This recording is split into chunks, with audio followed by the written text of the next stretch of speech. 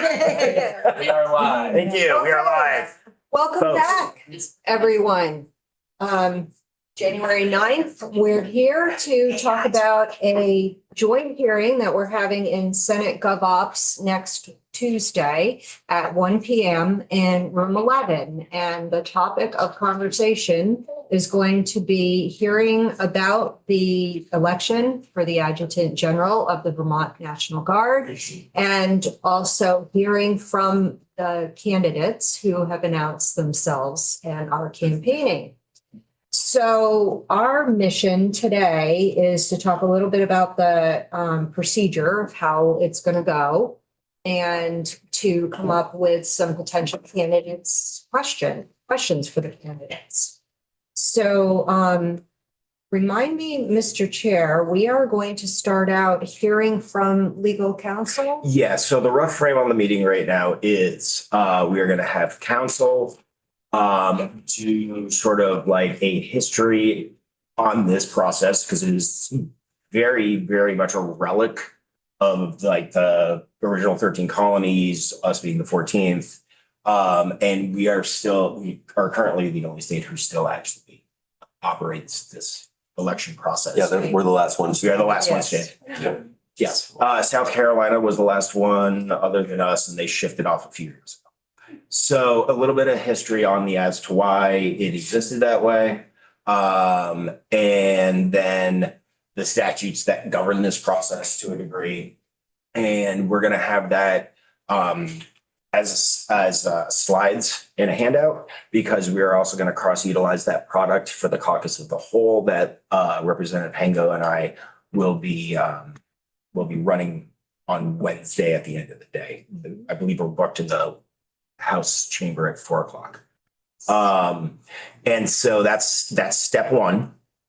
Step two, Representative Stevens, who was the long-serving member of the military affairs portfolio, a chair, a vice chair through several contested elections.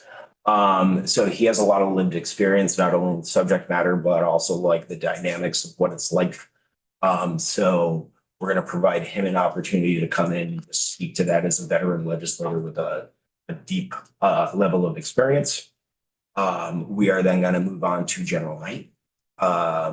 He is going to speak to us just sort of an update, not really an update, but like a zoom out, a look back on his tenure as the Adjutant General, and speak to, the successes, his goals coming in and what he achieved on those opening goals, how things evolved over time. So we're going to provide him the opportunity for that. And now we're also going to cross-utilize this opportunity with his time and attention in a joint hearing environment to get an update on the current deployment status. So he is going to give us as much information as he can on the air wing deployment. I want to allow a little bit of Q&A for Representative Stevens. We are certainly going to do a little bit of Q&A time with General Knight. And then once that wraps up with the general, we're going to move on to the candidates at that point. And what we are doing here now, this is the very publicly facing formal job interview for the two candidates. Just two. We are at two. Yes, we have Colonel Ziegler and General Harder. So you've probably seen them floating around the building and talking to folks the last couple of days. Representative Morgan. I assume the deadline is come and gone on any further submissions. There is no deadline. Yeah, that was kind of like Individuals could be Right up to the last minute. could be nominated from the floor, I believe. Oh, okay. that was a nugget that kind of got a little like it was bad chatter. We'll do that. Yeah. Representative.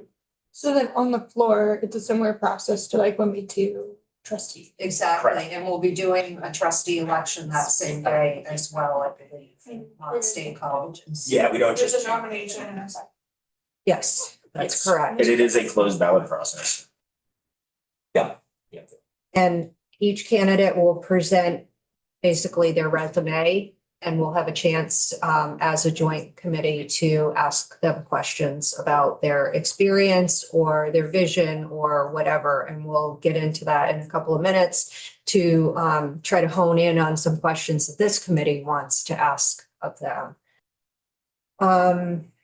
One thing that I believe that you did not mention, Mr. Chair, that legal counsel is going to touch on is the dual mission of the National Guard, the statute around that, whether it's a Title 10 federal mission or a Title 32 state mission. So, Thank you for that catch. yeah, no worries. Say that- That's why you say it we do again, this please, I'm sorry. together. Clarification On the two? between Yeah. federal and state. That's gonna be brought up in that. That will be part of her presentation, legal counsel's presentation, Gotcha. which kicks off that joint meeting. Okay. And I assume Senate GovOps will have their own set of questions that they are interested in learning more about. I circulated an email to all of you, 2 questions that have been important for folks who have interacted with me that get answered. So if you want to refer to those, the first one is, if elected, what will your top priorities be and why? And that would be a question for both candidates. I will mention that they will tell you a lot about themselves and the past and current roles that they hold. They are both very familiar with the structure and the expectations of the position of adjutant general, so they should be able to really hone in on what their priorities are. The second one is, in your opinion, what is the biggest challenge facing the National Guard today, and how do you plan to address that? And that's all I have for you all, but I'm happy to take notes if you would like to make suggestions for individual questions, and you can certainly assign folks to ask those questions if you want to be the one to ask your question. That would be great. Do you want questions suggested now? Yes, if you have any, I and would I ask. can take them in the future up until Tuesday as well. I would ask- And if I may, I'm sorry. I just want to say one thing before we start doing this workshop. Like, I'm not trying to have canned questions, but what I'm trying to do is just guide folks right now into having a structured question. So we're like clear and concise of what we're asking the candidates, and then there'll be room for follow-up within the response times. So, yes. Thank you. But it's still like, okay, if we ask questions at the time. of Yes. testimony No, yeah. Without submitting Absolutely. them to It's an open Lisa. forum. Oh, no, absolutely. Right Yeah. now, we're just trying to get a structure so we have a baseline of things, but no, it absolutely in the moment. Okay. Yeah, that was the point I was trying to make, was like, I'm not looking for like canned questions or anything like that. Right. Not at all. We just want to make sure that we have good, thoughtful questions Yeah. ahead of time. And For us. also that you have enough questions for them. And this is a chance for anybody who's listening to give us their thoughts as well. If somebody can't make the hearing, the joint hearing, but listens to this and says, oh yeah, this is something that's really important to me and the people in my town or whatever. So. Michael and- Morgan had a thought, Yes, but do you please. want to? But no, the last thing I'm gonna say is just like, think about it ahead of time. Just so you're asking it in a clear and concise way. So, you know, 'cause sometimes we freestyle, and I'm so guilty of this, of like asking kind of a thought as it's processing. But within the structure and the context of this thing being such a high profile conversation, I just wanted to get the bug in people's ears early. And I would like to share them with Senate GovOps, so we're Yes. not asking the same thing over Yes. again. Colonel. To me, this is paramount. This is a question I would ask. What qualifications do you possess as a candidate that will make you the most seamless transitional candidate for the position? In other words, why do you feel you, Roger Ziegler, why do you feel you, Hank Carter, are the most qualified to seamlessly transition, because that's in that capacity, they don't have time for a hiccup. Like they don't have time for a learning curve in that position. You need to, that's why some of the was it, you remember, was it 2 years ago, at least, or 3 years ago, we made where we put some real guardrails on qualifications. Modernized the statutes, Yeah, that's yes. why that had to be That done, was- because that was otherwise you have years somebody ago. walking to the job going, Right. potentially. Like, I was blown away Yeah, for when it. I was informed I could run for education. Yes. Yes. And that's not, I was in fact a qualified candidate I don't qualify. as pertaining, but per statute, like it was like, I must. And per statute, that was correct. but it's not a Prior job. That was the, to like, about 4 years ago. It's not a job that there's a lot of time afforded, nor can be afforded to let somebody have a learning time Or train. or training period. It's not, it just isn't. It's a very high level, high speed, low drag.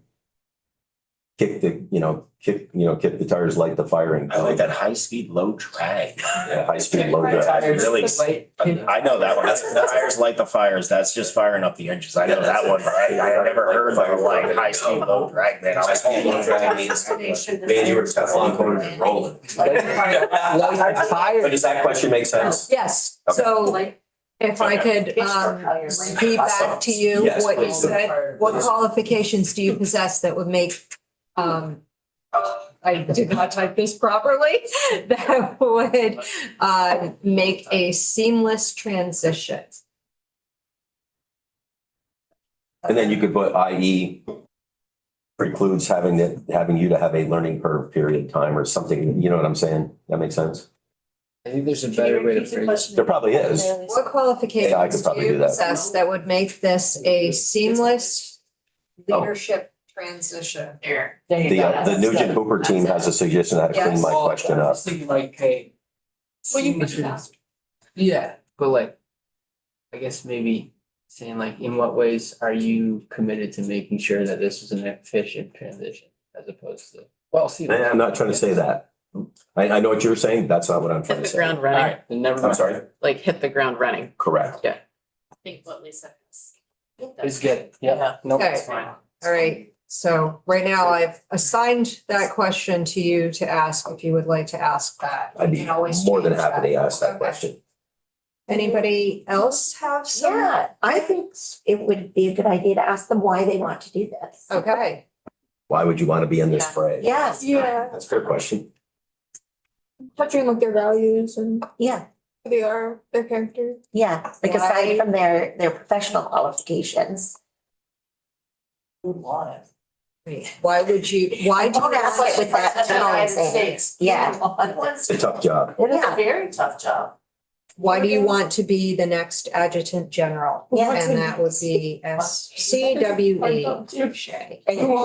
Okay, that's a good, that's really a good question because there are many people in organizations who have no desire to have the top job. Well, I never thought it'd be sitting here. Here you are, Sandy. Yeah, I agree. That was never in my path.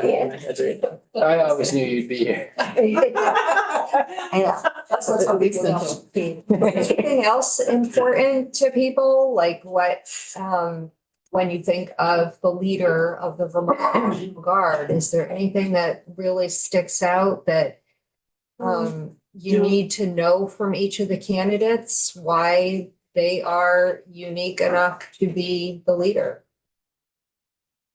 I have a thought, but it's not fully baked at all, but having them touch on recruitment in some way.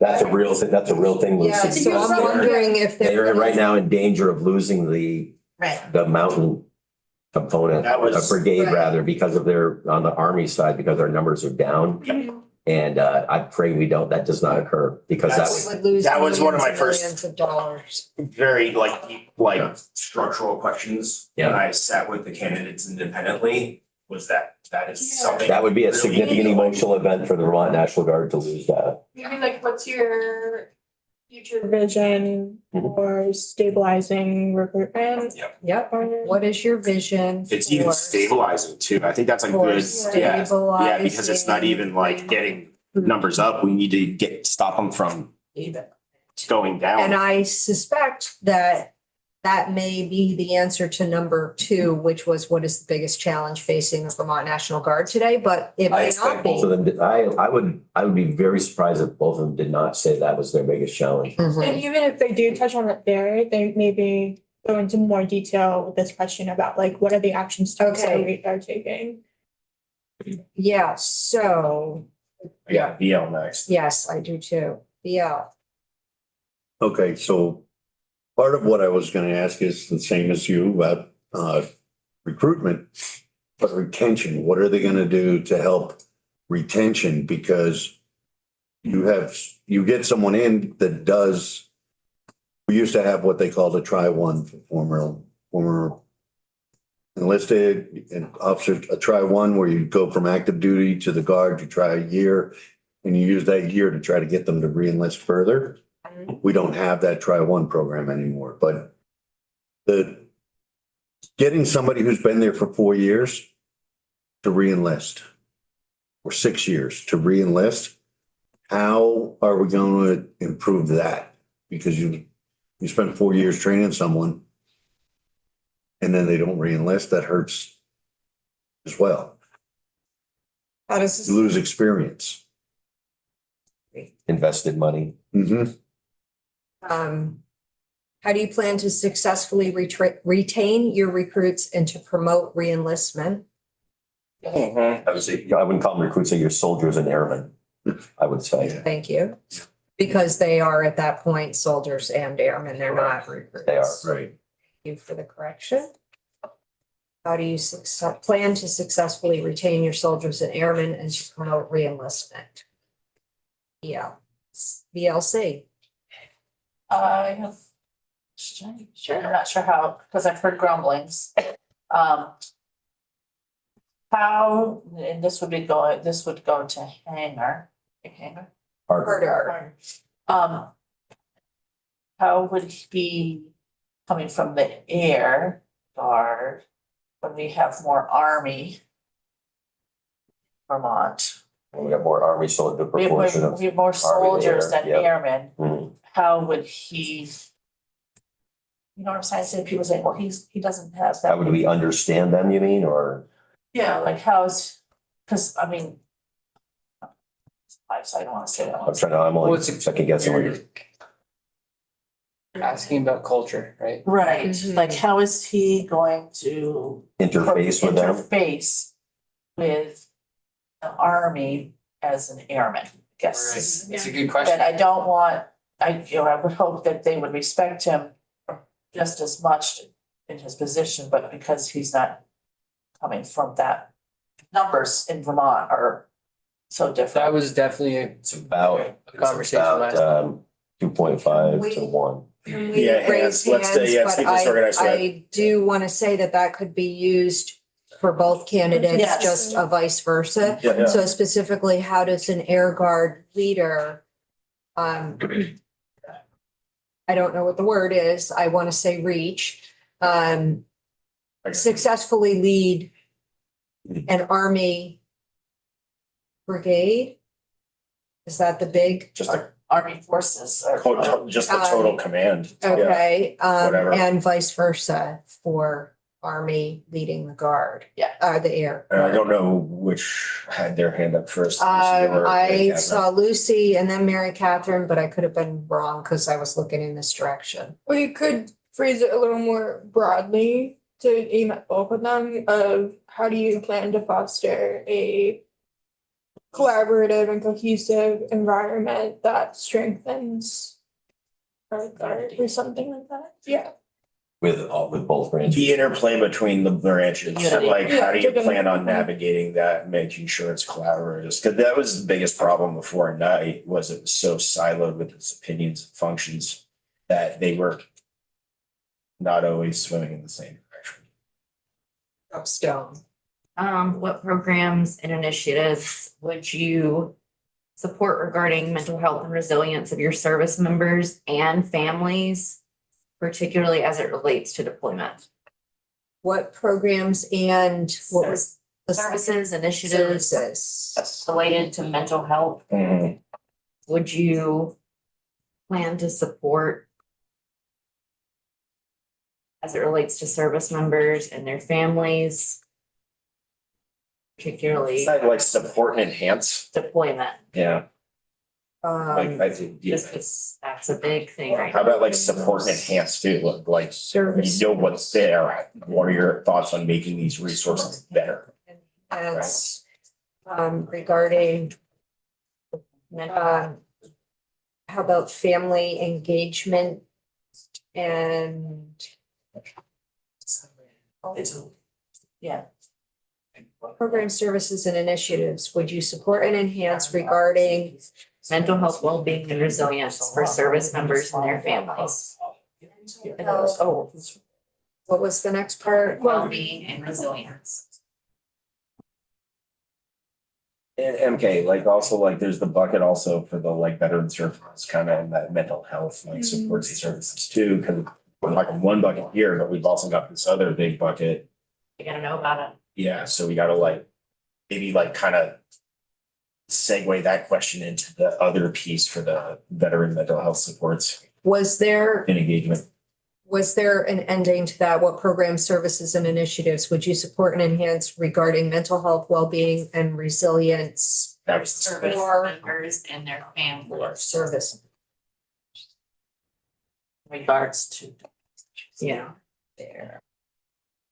Family. That's a good question, because Anne Marie, if you ask them, how you doing on your mental health, I'm good. They're like, I'm good. Yeah, Right, totally. yeah, It's you the got it. same answer all the time, no matter the status. Solid. Mhm.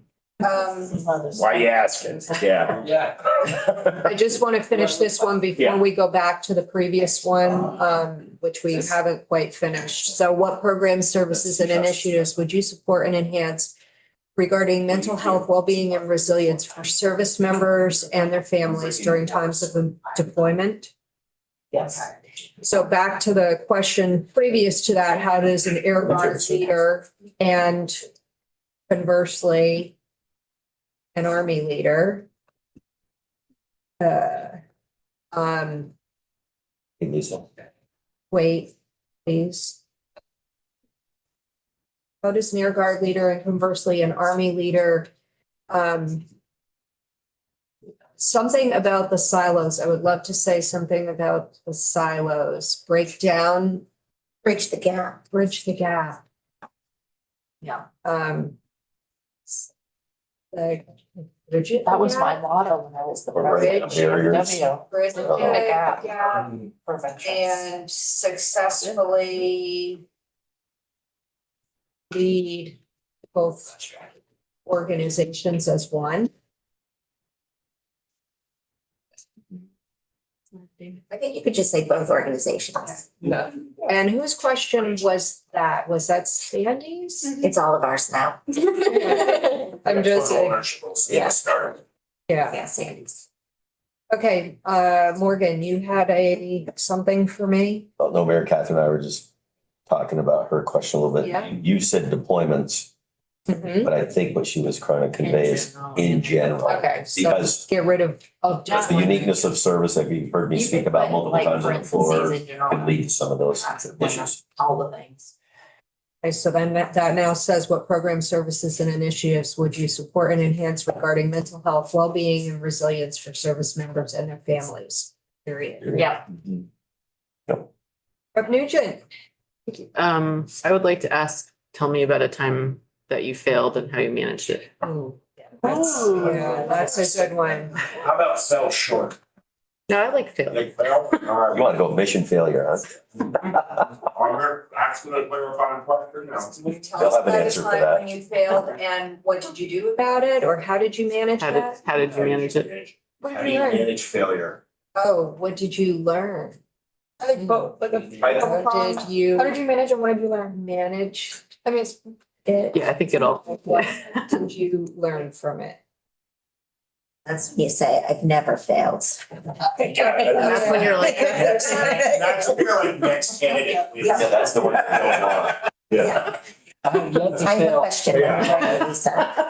Check it out right now. I have a question when you're ready. HR will get back to you. I was wrong once, I Yeah. think. but- HR will be reaching out to you about With the next Shane steps. question first. Shane question. Are you ready, Sarah? Okay. Encouraging.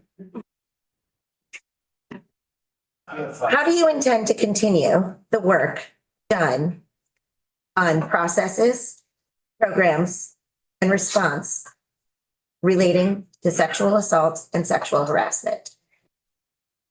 Processes what? Processes, programs, Programs. That's the one. And Nice thing. response. response to,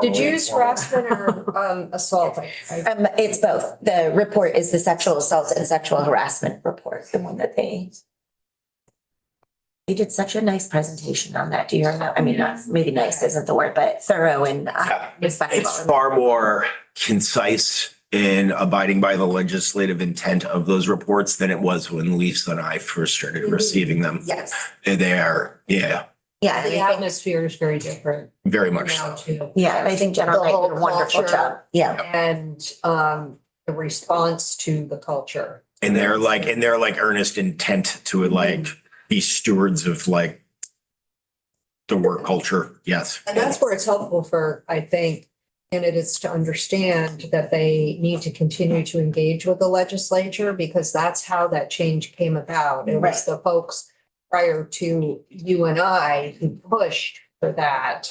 And we stepped in as they were pushing. And General Knight got elected and decided to make that his priority. Yes, the communication is far more functional and consistent now. We have 10 questions already. Perfect. Does anybody have anything really? No, I think that Don't we keep need to adding. talk about, we've had a lot of floods, we've had a lot of state emergencies. Yep, Yes. emergency response, bingo.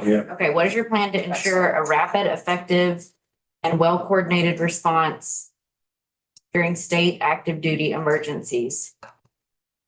Rapid. Like with like our, maybe with our like With our state Vermont Emergency Management. and federal partners. I mean, they still got to like coordinate with FEMA too. Air rapid and, sorry, Rapid, effective, and well-coordinated response during state emergencies. Nope, that's a good one. Yeah, that's pretty good job. how about state and federal partners? Sure. Shay, my bracelet's banging. We talked about this morning. Okay, so I saw Jay really nodding your head. Would you like to ask Well, that I just- question if Mary Catherine doesn't need to ask two questions? Sure. Is that okay? It's the most important question, but. Oh. You're a fireman, you deal with that. Oh, yeah, I'm like, you're in the first responder world too, like, yeah. Yeah. Okay. Oh. I think I forgot to say, response to, states of emergency situations. What do we call that in our big bill? All All hazards. hazards events. Yeah, they're not, it's now all hazards events. Yes. So this is. Everything was so flood focused for a while. I was like, we're doing this, but we're kind of pinning ourselves in a corner. So now that's open to all things man-made, natural, yada, yada. So that's the all hazards bucket. Sorry, rapid, effective, and well-coordinated I response. mean, we even had some, we even like what, I mean, there was like old Cold War era stuff in there where it was like response to like a nuclear attack. I mean, Cold War. But like that's what I'm saying. That's why we expanded the like vernacular to be all hazards, was so we didn't inadvertently pin ourselves into a response corner because somebody's like, that doesn't fall under the definition of blah, blah, blah. So we have 11 questions now? We do. They get all boiled down into one, what's the plan? And they may talk about that in their brief presentation. Did you give them a time limit for their presentations? No. I think you should. Yeah, maybe like give them 5 minutes to talk about themselves and then we ask. Let's take a look. I mean, we gotta be on the floor at 3. We start at 1. An hour and 45 is a lot of time.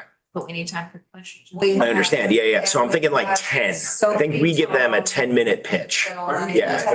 If we're putting a clock on them, be like, and say no more than. Okay, that's what we're giving them in the National Guard caucus is 10 minutes. But let's keep that mirrored. Yeah. Yeah.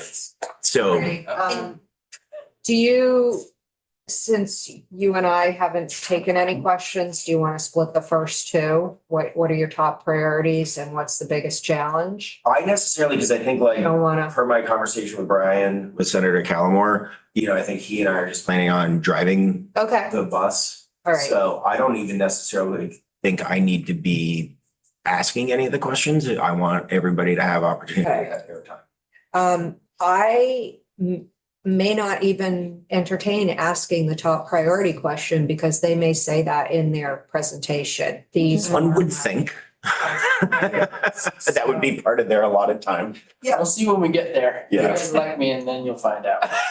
Okay. I haven't really worked that out. Yeah. So are you all, I can send this back out to you all and then if nobody has any comments by the end of the morning, maybe I'll send it to Senate Gov Ops and say this is what we would like to ask the candidates and you're welcome to piggyback on this. I got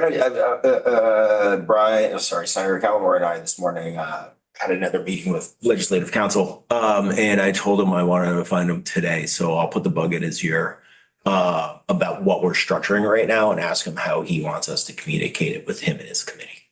Okay, so, fine. I won't send anything until you. Yeah, let me check in with him because I don't know what they're doing themselves with this. So we have a meeting coordination meeting later today at a time to be determined. Okay. Good. Okay. Thank you all. Yeah, I know everybody. that was effective. has Other things to do, but I'm really happy that everybody contributed to this discussion and has something that they feel they're invested in to ask the candidates. And with that, if anybody doesn't have any additional